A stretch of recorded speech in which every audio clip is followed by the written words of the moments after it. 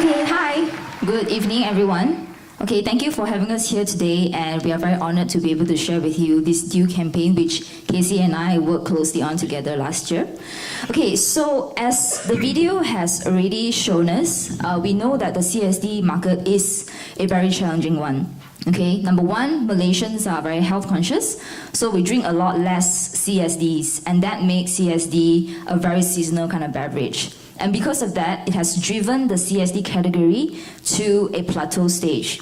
To make things even worse, brands are throwing price cut promotions every now and then that created this price war intense kind of environment.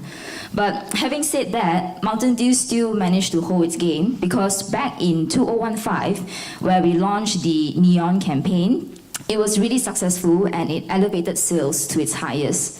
So for 2016, we knew that we needed to do a couple of things. Number one is to sustain sales after this Neon launch. Secondly is to sustain awareness and to maintain the same level of noise and brand recall by communicating with our target audience in a different manner to wow them once again and to achieve the same or better effect after the Neon campaign. So our target audience are the millennials, just like any other CSD brands, where they value co-creation. So they are constantly striving to create and to own something, which I believe why we have things like graffiti art, indie bands, fashion, food and art kind of mashups, and even random words and quotes like your dope, your swag, it's popping every now and then. So this shows that millennials, they never stop discovering, and the thing is they are very creative.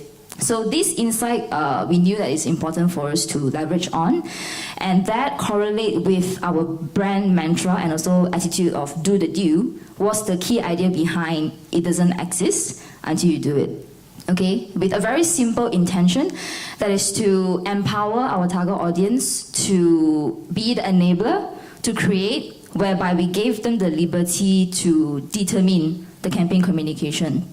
Okay, and hence they engage with the brand. So what I mean by that is we launched the campaign practically with half-done ads, okay, and the ads wouldn't exist or they wouldn't complete if no one else finishes it. So that was the hook in getting our target audience to take action. And we dare say that we were the first in Malaysia to launch a campaign that way, and that is what makes us different from other CSD brands. Yep. So first, it was a print ad without any product. It didn't exist until the reader splashed water onto the water reactive card to make the Mountain Dew bottle appear. Then there was a print ad with a missing element, so they didn't exist until the reader searched for the 10 missing elements in the papers and stick them onto the ad. Next, we had a print ad that's even more bizarre. It wasn't just any simile or wood-free paper, but a plastic overlay. Because it has not been done before, now plastic jacket wrap exists. Subsequently, we urged the readers to unleash their creativity by designing Mountain Dew's label. A winning design was indeed printed and released to the market. The new label exists because you designed it. Last but not least, we ran a promo in 7-Eleven. Buy one bottle at original price, the second only at 10 cents. 10 cents a bottle, another first, and it existed because we did it. We also ran a radio ad without a radio ad. We got listeners to create a radio script of what they think a Mountain Dew radio ad should be. The winning script was then recorded by the creator and then aired, for real. Now that's not all.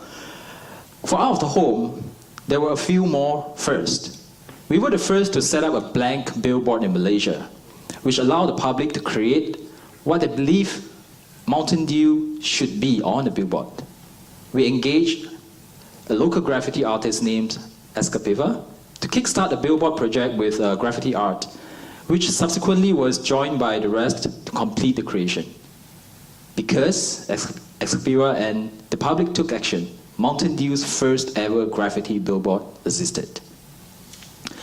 Now to further push boundaries and to live up to the campaign proposition, we turned a cement truck into a sampling cum gaming machine to roam around Klang Valley for a good 1 month.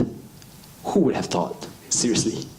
Again, going back to the idea of it doesn't exist until you do it, it's true, and we're honored to have empowered such a thing to happen.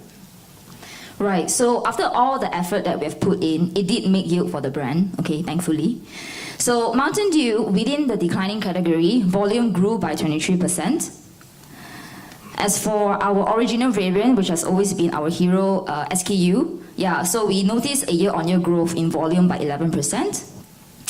In terms of volume share, within the CSD category, Mountain Dew went from 9% to 13%, and in the lemon, lime, and citrus category, we went from 23% to 33%.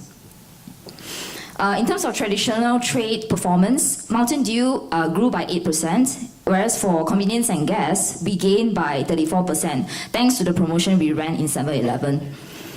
And lastly, consumption frequency increased as well, 4 to 10%. So just to close the loop, it doesn't exist until we do it lah. Thank you. Thank you.